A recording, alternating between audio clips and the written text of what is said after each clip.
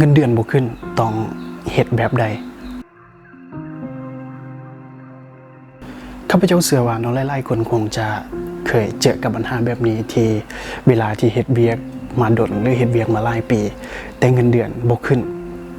และหลายๆคนคงจะคิดว่าวิธีที่จะได้ผลที่สุดในการที่จะขึ้นเงินเดือนให้กับตัวเองนั้นก็คือการเปลี่ยนบอนเฮ็ดเวียกใหม่ถ้าฟังแล้วคิดไปตามเหตุผลที่กล่าวมาข้างต้นนั้นถือว่าถูกต้องเนาะเวลาที่ต้องการเงินเดือนที่สูงกว่าพวกเราก็จำเป็นต้องได้ซอกบอนเฮ็ดเวียกใหม่ที่สามารถจ่ายเงินเดือนที่พวกเราต้องการได้แต่ก่อนที่พวกเราจะเปลี่ยนเวียกหรือออกจากเวียกบอนเก่านั้นอยากให้ทุกคนลองพิจารณาตัวเองเบิ่งว่าที่เงินเดือนพวกเราบ่ขึ้นหรือที่ได้รับเงินเดือนซ้ำเก่านั้นเป็นย้อนบริษัทหรือเป็นย้อนพวกเรานั้นขาดคุณสมบัติบางอย่างและนี่คือ4คุณสมบัติที่ทุกคนต้องมีในการเพิ่มคุณค่าหรือเพิ่มราคาให้กับตัวเจ้าเองข้อที่1อย่าเฮ็ดเวียกเพียงเพื่อเฮ็ดให้มันดีเท่านั้นแต่จงเฮ็ดให้มันดีขึ้นไป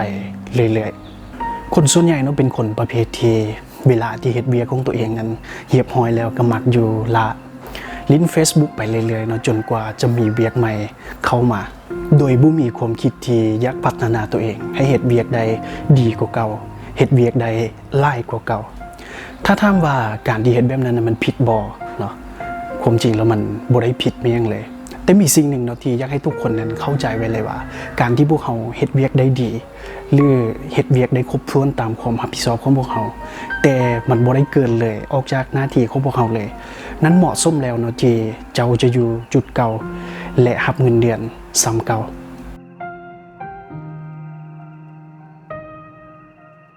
ให้เข้าใจความจริงที่ว่าบ่มีนายจ้างคนใดเนาะที่จะเพิ่มเงินเดือนให้ผู้ที่เฮ็ดเวียกซ้ำเก่าแต่อยากได้เงินเดือนหลายกว่าเก่าลองถามตัวเองเบิ่งว่าเนาะถ้าเจ้ามีบริษัทแล้วพนักงานของเจ้านั้นขอเพิ่มเงินเดือนโดยที่บ่มีเวียกยังเพิ่มขึ้นเลยและพนักงานคนนั้นก็ยังเฮ็ดเวียกซ้ำเก่าเจ้าจะเพิ่มเงินเดือนให้กับพนักงานผู้นั้นบ่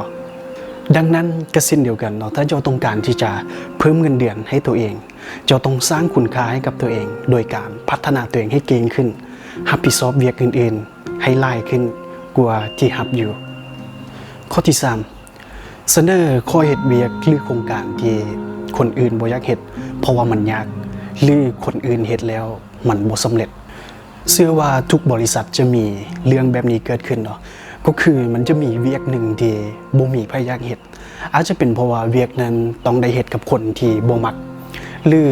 เวียกนั้นต้องได้เฮ็ดเวียกร่วมกับหลายๆคนหรืออาจจะเป็นเพราะว่าเวียกนั้นยากเกินไปสำหรับพวกเขาซึ่งปัญหาเหล่านี้จะมีเพียงคนที่มักความก้าวหน้าเท่านั้นที่จะเห็นมันเป็นโอกาสที่จะได้พัฒนาความสามารถของตัวเอง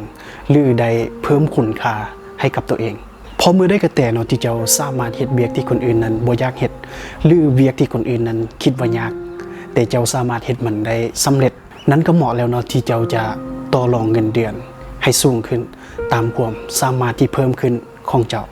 ข้อที่4อย่าเข้าใจผิดว่าทุกอย่างมันสุดเพียงสำนั้น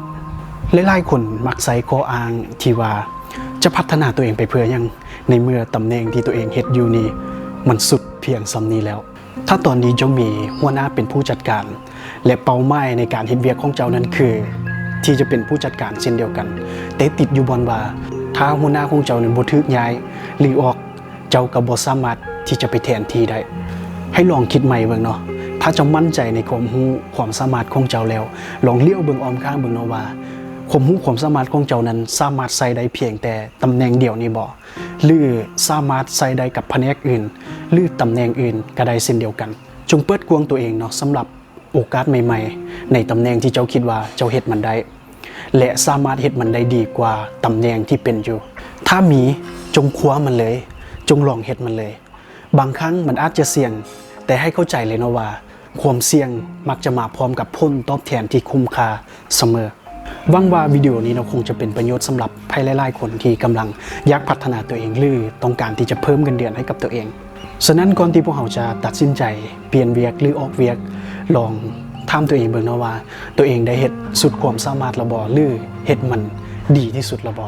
เพราะว่าถ้าทุกคนเฮ็ดครบตามคุณสมบัติที่กล่าวมานั้นบ่ว่าจะอยู่กับบริษัทใด เจ้าจะหนี้บ่พ้นคำว่าก้าวหน้าอย่างแน่นอนขอบใจเนาะสำหรับทุกคนที่กดไลค์เพจของหมอเฮาและแชร์วิดีโอนี้ให้กับคนอื่นๆฉะนั้นมาฮอดนี้ข้าพเจ้าขอจบวิดีโอไว้เพียงเท่านี้ขอขอบใจ